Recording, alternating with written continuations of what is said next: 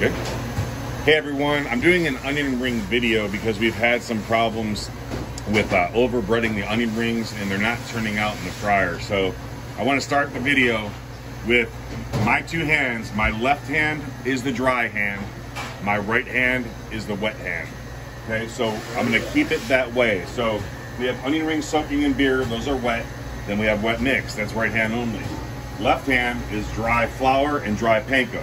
So using my right hand, my wet hand, I'm pulling the onion rings out of the wet beer and putting them into the dry flour.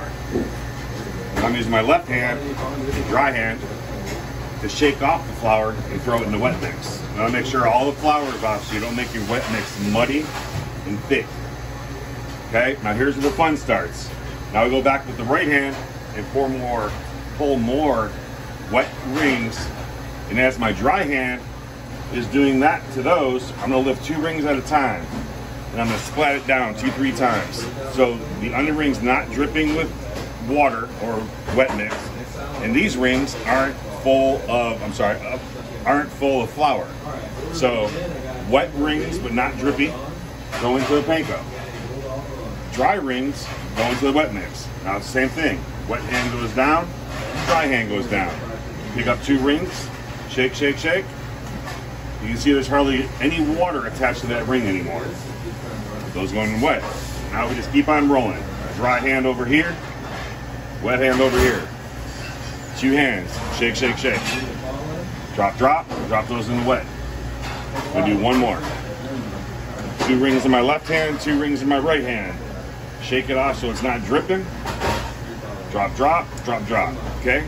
Now we take, not this hand, but the dry hand, and we kind of take and turn the panko, turn the rings inside of the panko. This is gonna give it a nice light coating. Now there's 2 people. One person would be the dry guy, one person would be the wet guy. Now the same thing, shake, shake, 2 rings, lay it down. See how nice and powdery the panko is? So the whole ring is coated.